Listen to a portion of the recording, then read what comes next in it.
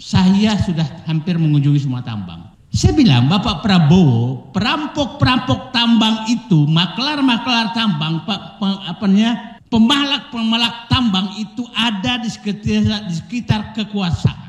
Ini di Morowali itu hampir 200 km pantai, itu kira-kira mungkin tinggal 40 km yang tidak dikuasai oleh Cina dengan alasan kawasan berikat.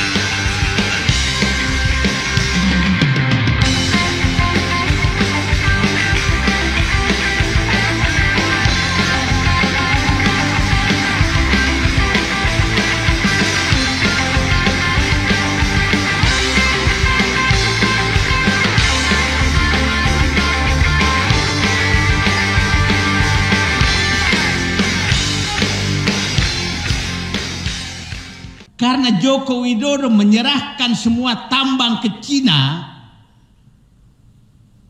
maka kami tidak bisa mendapatkan uang. Karena Joko Widodo sudah melakukan tax amnesty, pengampunan terhadap pendosa-pendosa besar, maka kami tidak punya lagi kantong cadangan. Ini mahasiswa harus memahami betul seperti ini. Itulah yang terjadi. Kegelapan ini penyebabnya adalah Joko Widodo.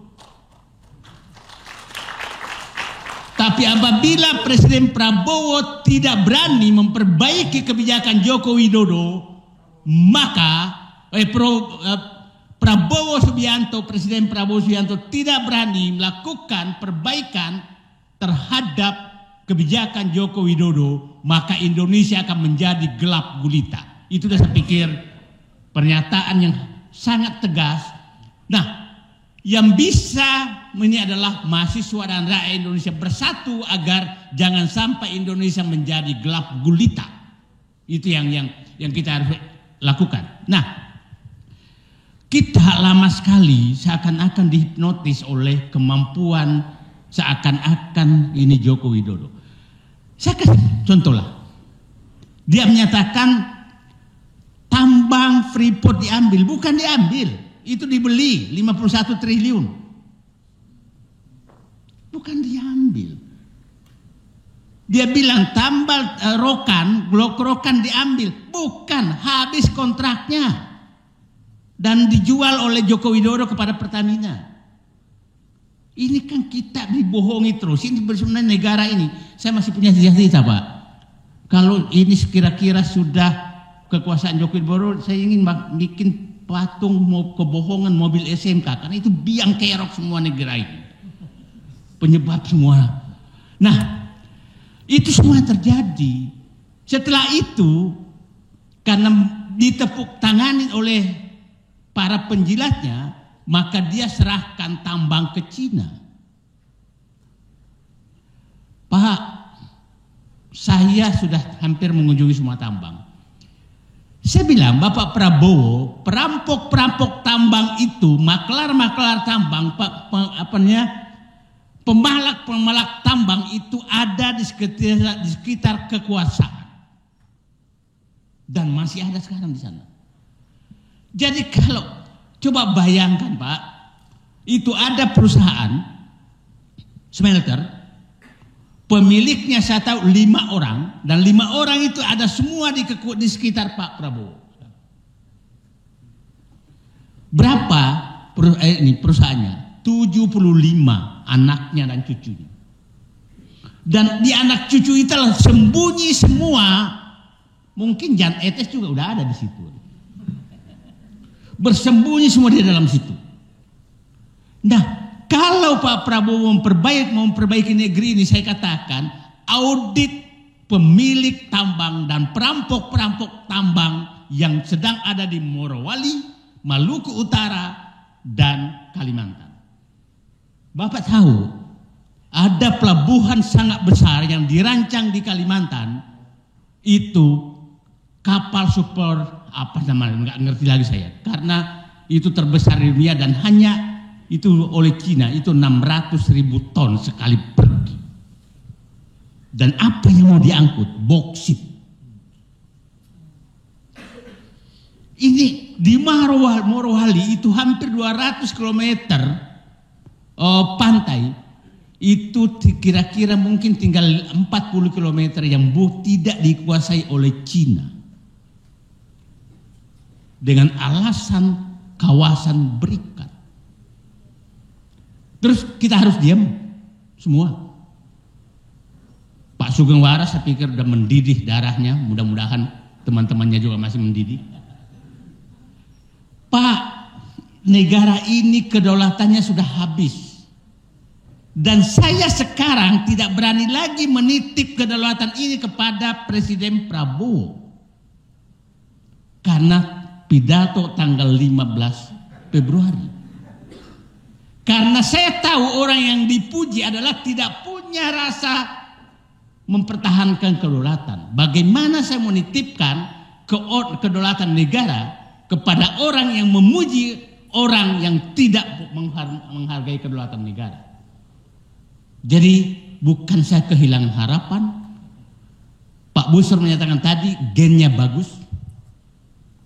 Oke, mertua beliau adalah Presiden Soeharto yang kita tahu nasionalisme dan ininya cukup bagus, bapaknya sangat bagus, tapi ternyata kalah dari Joko Widodo. Terhapus semua genetik itu oleh Joko Widodo. Jadi bersyukurlah kita semua di sini, ternyata kita tidak bisa terhapus oleh Joko Widodo. Jadi yang mulia sekarang di Indonesia adalah orang yang tidak terhipnotis oleh Joko Widodo. Itu sih batas yang kita harus lakukan sekarang, bahwa negara ini hanya diselamatkan oleh orang-orang yang tidak terhipnotis oleh Joko Widodo. Bapak di tetangga Bapak boleh tanyakan apakah Bapak suka Joko Widodo. Kalau dia suka maka langsung sikut aja kau memang ini. Nggak cocok. Jadi kalau yang kan ada wakil menteri teriak nggak senang kabur aja katanya, yang nggak usah pulang. Yang kita minta kabur aja lah orang pemuja dan takut kepada Joko Widodo, itu kabur aja kalian dari negeri ini. Itu saya pikir sikap yang harus kita lakukan. Pak Sugeng beritahu teman-temannya, Pak Nur Sam yang masih aktif di ini, wahai aparat TNI, Polri dan segalanya yang masih takut sama Joko Widodo, buka bajunya saja dan kabur aja sekalian di negeri ini. Ini nggak ada kata lain, kita harus tegas. Terima kasih. Assalamualaikum warahmatullahi wabarakatuh. Oke, bismillahirrahmanirrahim. Assalamualaikum warahmatullahi wabarakatuh. Hidup Jokowi, itu katanya. Wow ya. Kemarin waktu hari ulang tahun Partai Gerindra, ya begitu. Itu si Gemo yang ngomong. Nah, Gemo itu kebetulan namanya sama kayak kucingnya guru privat saya dulu waktu SMA. Tapi dia nggak bilang dasmu, ya. Karena dia nggak gemuk. Yang gemuk adalah Presiden ke-8 Republik Indonesia. Ya, mungkin sekarang saya sedikit agak bercanda ya teman-teman, karena tadi para pakar sudah serius-serius ya, tapi mungkin tadi saya mengikuti mazhabnya Om Roy. Nah, ini agak bercanda sedikit ya. Jadi saya mungkin akan mengkritisi beberapa program ya dari Bapak Jokowi dan Bapak Prabowo Subianto, terutama karena saya dari mahasiswa kedokteran. Nah, ini jarang diangkat ya isu-isu kesehatan di masyarakat. Mungkin pertama yang saya mau kritisi, kemarin ada titipan ya dari teman-teman. Itu ada program makanan beracun gratis. Nah,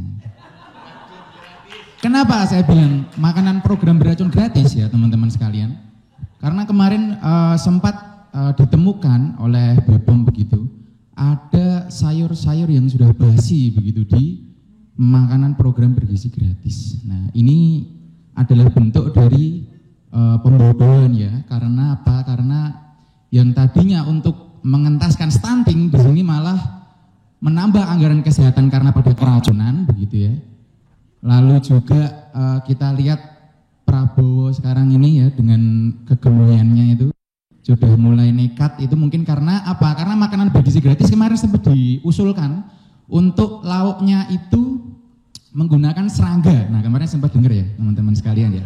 Karena serangga itu dianggap tinggi protein ya, dan bisa mengentaskan stunting. Nah, ini saya usul, kenapa enggak para anggota dewan kita yang ada di atas ataupun para legislatif kita yang ada di atas, kita beri menu sarapan makan siang oseng-oseng jangkrik misalkan.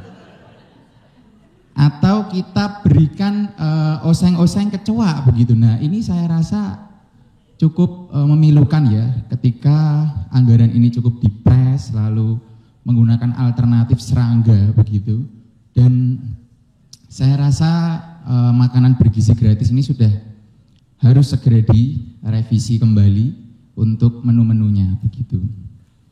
Dan mungkin makanan bergizi gratis dijadikan sekunder karena kemarin sempat dijadikan yang utama dan menyingkirkan kesehatan serta pendidikan. Nah, ini cukup carut marut. Kenapa? Karena ya salah satunya kalau kita lihat di sistem pendidikan ya, itu ada bantuan Kartu Indonesia Pintar. Nah, di mana Kartu Indonesia Pintar ini sebetulnya tidak cocok dikatakan Kartu Indonesia Pintar. Kenapa? Karena kalau mau kita lihat anggarannya itu untuk dana uang satu siswa SD ya, itu sekitar 450.000 untuk 1 tahun. Nah, itu menurut saya diganti Kartu Indonesia Pelit. Mengapa? Karena dibagi coba teman-teman 450.000 dibagi 12 itu sekitar 37.500. Itu tidak cukup untuk membeli gas LPG 3 kg yang kemarin sempat langka karena salah satu menteri yang ketawa-ketawa dan ternyata beliau adalah jebolan dari UI tetapi menggunakan shortcut yang cukup memalukan begitu ya. Kita lihat disertasinya begitu. Dan ternyata banyak menjiplak. Nah, oke.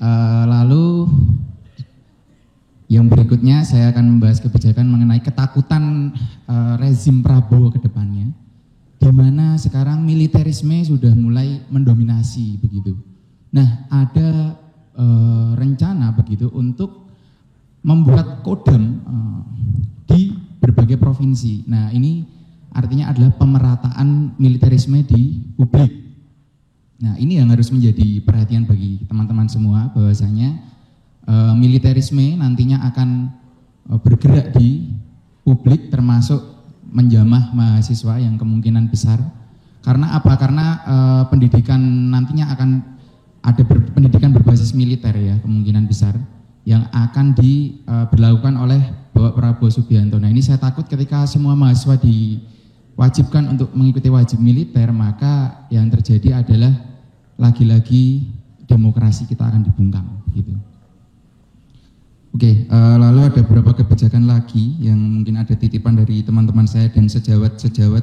Karena kebetulan saya kemarin sempat diskusi dengan dosen saya yang memang sudah terjun di lapangan, yang menjadi dokter begitu.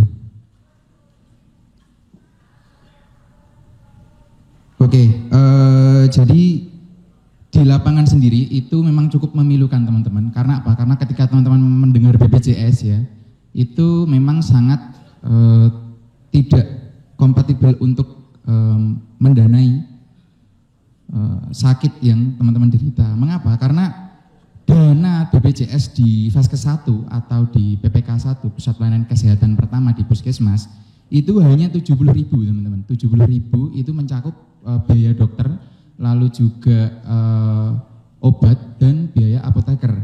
Nah, hal demikian yang menyebabkan nantinya tidak akan prima ketika teman-teman memiliki sakit yang memang harus membutuhkan biaya yang besar.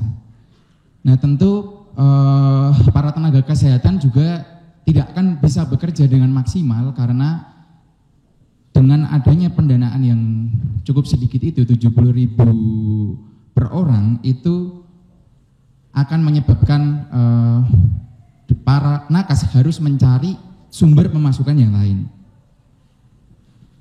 Nah, Oke, lalu selanjutnya ya dari kebijakan era Bapak Jokowi ini saya juga sempat beberapa kali melihat ya, yaitu adalah kurikulum merdeka yang sempat menjadi kontroversi. Di mana kurikulum merdeka belajar ini tidak adanya ujian dan tidak adanya tes-tes sehingga membuat para siswa ini tidak memiliki semangat untuk belajar karena tidak ada tekanan yang ada pada mereka. Nah, kalau misalkan diterapkan di negara-negara maju seperti Amerika dan Eropa itu sangat cocok. Mengapa demikian? Karena mereka pulang melihat orang tuanya mungkin membaca buku, melihat keluarganya sama-sama belajar. Nah, itu bisa menjadi lingkungan yang sesuai. Nah, tapi ketika di Indonesia ini kita lihat bahwasanya ketika pulang sama saja orang tuanya juga main HP misalkan, atau melihat teman-temannya sendiri pada main game bareng. Nah, ini tentu juga tidak sesuai ya kebijakan-kebijakan yang diberlakukan oleh pemerintah kita. Mereka hanya melihat pada contoh-contoh negara-negara yang memang sudah siap melaksanakan program-program tersebut. Nah, kalau mau kita lihat kurikulum merdeka, ini justru adalah salah satu bentuk pembodohan. Mengapa demikian? Anak-anak SMP di Jawa Barat dan di Jawa Timur, di beberapa daerah, itu belum bisa membaca dengan lancar ketika dia masuk SMP. Padahal dulu saya ingat ketika UN itu ada, UNSD itu ada soal matematik, ada soal bahasa Indonesia. Nah, itu sendiri harus memiliki kemampuan untuk menalar secara kritis dan minimal membaca teks begitu. Nah, ini yang saya herankan adalah anak-anak SMP sekarang itu belum lancar dalam membaca.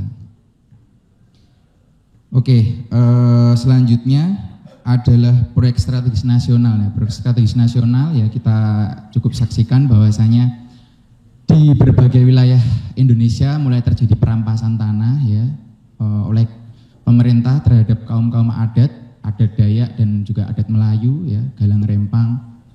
Nah, hal demikian sebetulnya sudah disinggung ya oleh Tan Malaka ya dalam bukunya Aksi Massa ya. Nah, ada 3 indikator Belanda yang menjajah Indonesia ya. Pertama, rakyat tidak diberikan hak milik tanah. Kedua, tidak adanya jaminan kesehatan. Dan yang ketiga, rakyat dibiarkan bodoh dengan membungkam pendidikan. Nah, ini yang harus menjadi pertanyaan bagi kita semua. Apakah rezim Jokowi dan rezim Prabowo pada hari ini adalah rezim penjajah? Nah, kita tunggu jawabannya nanti setelah Bapak Prabowo memimpin dan menyelesaikan tugas-tugasnya di pemerintahan. Oke, mungkin dari saya cukup sekian. Saya akhiri dengan ubur-ubur ikan lele. Cakep. Mending turun aja ya lele. Saya akhiri. Billahi fisabilillah, fisabilillah. Wassalamualaikum warahmatullahi wabarakatuh. Waalaikumsalam. Terima kasih.